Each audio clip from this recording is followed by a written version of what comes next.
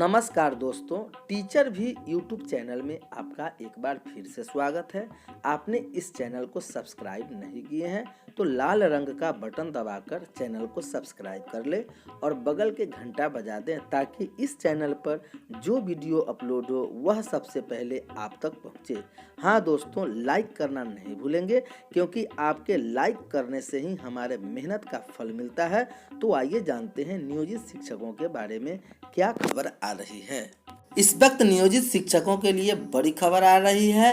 78 दिन हड़ताल करने के बाद सरकार से बातचीत के बाद समाप्त हुआ अनिश्चितकालीन हड़ताल, लेकिन आज इतने दिनों बीत जाने के बाद शीर्ष नेता नियोजित शिक्षक के या सरकार के कोई भी व्यक्ति अभी तक नियोजित शिक्षकों के समान काम, समान वेतन या सेवा शर्त पर किसी तरह की चर्चा न हो सकी।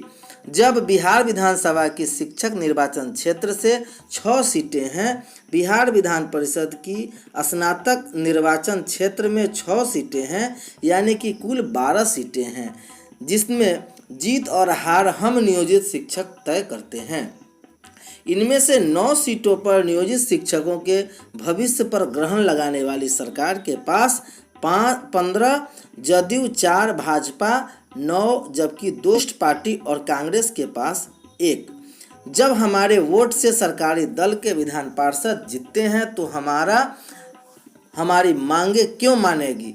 इस शिक्षक और स्नातक निर्वाचन क्षेत्र में हम सभी नियोजित शिक्षक प्रण लें कि चाहे जिसे भी जीत दिलाएं, परंतु शिक्षकों के भविष्य का मजाक बनाने वाली सरकार के प्रत्याशियों को नहीं। पटना में शिक्षक श्री नवल किशोर यादव जी भाजपा से हैं, जिनकी केंद्र और बिहार राज्य में सरकार है। दूसरा, मगध शिक्षक निर्वाचन क्षेत्र श्री संजीव श्याम सिंह जी जदयू से हैं, जिनकी बिहार में सरकार है और केंद्र सरकार के साथ में है। तीसरी, कोसी शिक्षक निर्वाचन क्षेत्र श्री संजीव सिंह जेडीयू के विधान पार्षद हैं, जिनकी बिहार में सरकार है और केंद्र सरकार के सहयोग में है। सारण निर्वाचन क्षेत्र श्री केदारनाथ पांडे जी कम्युनिस्ट पार्टी से हैं, जिनकी न केंद्र में सरकार है और न ही राज्य में। बीएसटीए के राज्य अध्यक्ष हैं। तिरहुत शिक्षक निर्वाचन क्षेत्र श्री संजय कुमार सिंह जी कम्युनिस्ट पार्टी से हैं और विश्वविद्यालय शिक्षक संघ के महासचिव हैं। इनकी भी एक केंद्र में सरकार है और न ही राज्य में। छठा, दरभंगा शिक्षक निर्वाचन क्षेत्र श्री मदन मोहन झा जी कांग्रेस पार्टी के प्रदेश अध्यक्ष शिक्षक निर्वाचन क्षेत्र से हैं, जिनकी न तो केंद्र में न ही राज्य में सरकार है। इसी प्रकार स्नातक निर्वाचन क्षेत्र में है, जिनमें भी नियोजित शिक्षकों के वोट के बिना जीत मिल नहीं सकती। यहाँ भी 6 विधान पार्षद हैं। पटना स्नातक निर्वाचन क्षेत्र श्री नीरज कुमार जी बिहार सरकार के मंत्री हैं और केंद्र में सहयोगी हैं। मगध स्नातक निर्वाचन क्षेत्र श्री अवधेश सिंह जी पूर्व अध्यक्ष विधान पार्षद हैं और भाजपा के वरिष्ठ नेता हैं। इनकी केंद्र में सरकार है और राज्य के मुख्यमंत्री के अत्यंत करीबी हैं। तिरहुत शिक्षक निर्वाचन क्षेत्र श्री दिवेश चंद्र ठाकुर जी पूर्व मंत्री हैं। इसी नीतीश सरकार के भाजपा से हैं। इनकी केंद्र में सरकार है और बिहार सरकार के साथ हैं। सारण स्नातक निर्वाचन क्षेत्र श्री वीरेंद्र नारायण यादव जी जदयू से हैं। इनकी बिहार सरकार है और केंद्र सरकार के सहयोगी हैं। दरभंगा स्नातक निर्वाचन क्षेत्र श्री दिलीप चौधरी जी जदयू से हैं। इनकी बिहार में सरकार है और केंद्र सरकार की सहयोगी हैं। कोसी शिक्षक निर्वाचन क्षेत्र प्रोफेसर NK यादव जी हैं, जो भाजपा से हैं। इनकी केंद्र में सरकार है और बिहार सरकार के सहयोगी हैं। अब देखिए, शिक्षक निर्वाचन क्षेत्र के कुल 6 विधान पार्षद में से 3 विधान पार्षद सरकार के हैं, जिनकी केंद्र और राज्य दोनों के सरकार में है। वैसे सरकार में रहने का क्या फ़ायदा जब खुद के टिकट की बात आती है तो सरकार सुन लेती है, और जब नियोजित शिक्षकों का मामला आता है तो सरकार से मांग करते हैं। ये लोग कभी सरकार के खिलाफ शिक्षकों से हड़ताल करने की मांग या आह्वान भी नहीं करते, जबकि सरकार में हैं और सरकारी दल के विधान पार्षद हैं। हमारे हक के लिए ये लोग एक बार भी आंदोलन का भूख हड़ताल करते तो सरकार अवश्य सुन लेती। अब 6 में से 2 विधान पार्षद कम्युनिस्ट पार्टी के हैं। ये दोनों शिक्षक संघों के प्रतिनिधित्व भी करते हैं, एक माध्यमिक शिक्षक संघ का और एक विश्वविद्यालय शिक्षक संघ का, और तीसरे कांग्रेस के हैं जो राष्ट्रीय पार्टी के अध्यक्ष प्रदेश अध्यक्ष हैं। बिहार ही नहीं, देश का कोई भी शिक्षक संघ या कर्मचारी संघ सरकार नहीं होता। ये संघ यदि सरकार होता तो कभी भी कोई भी कर्मचारी या शिक्षक संघ आंदोलन करता ही नहीं। अभी अभी बैंकों के कर्मचारी संघ का हड़ताल और रेलवे BSNL कर्मचारी संघ भी आंदोलन कर रहे हैं। सरकार इन आंदोलनों को कुचलने की साजिश भी कर रही है। जब से नियुक्ति हुई है तब से सरकार के समय समय पर हर कर्मचारी संघ आंदोलन कर रहे हैं। कुछ मांगे मानी जाती है और आश्वासन के भरोसे कुछ रह जाती है, जिसको सरकार भूल जाती है और आंदोलन फिर से करना पड़ता है। हम शिक्षकों और पुस्तकालय अध्यक्षों का समान काम समान वेतन की मांग सिर्फ बिहार की ही नहीं कई राज्यों में चल रही है।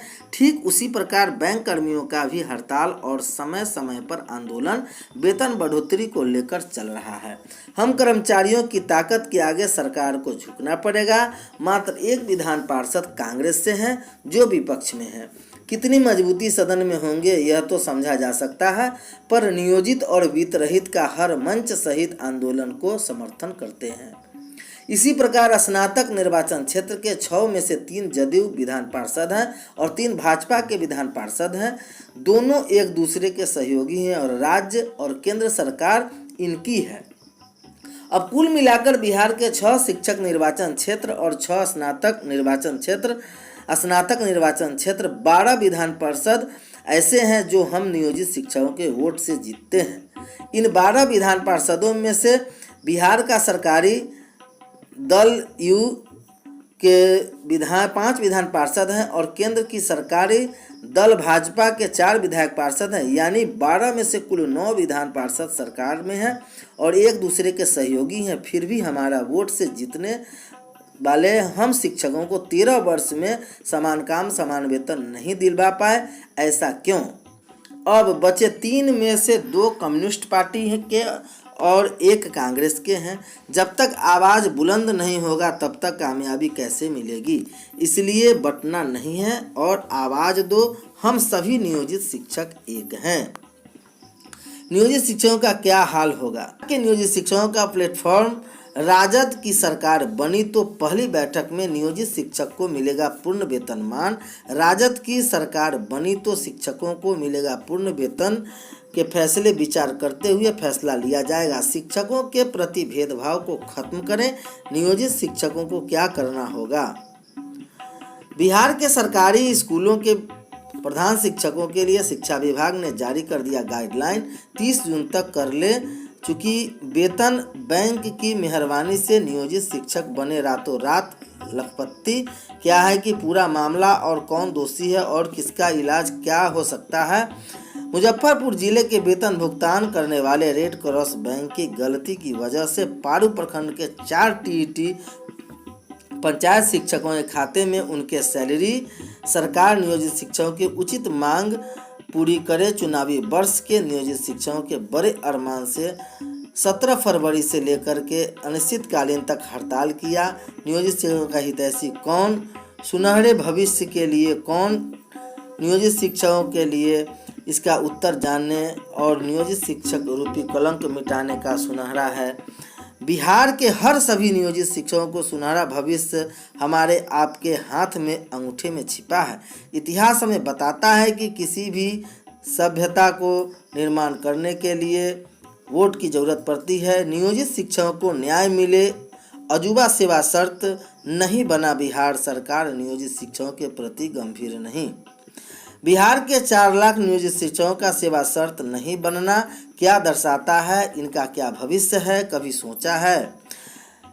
5 साल से कृष्णनंदन प्रसाद वर्मा बिहार के शिक्षा मंत्री सेवा शर्त नियमावली बना करके अभी तक दे ही रहे हैं। हड़ताल की समाप्ति भी हो गई, परंतु अभी तक नींद नहीं खुल रही बिहार सरकार की।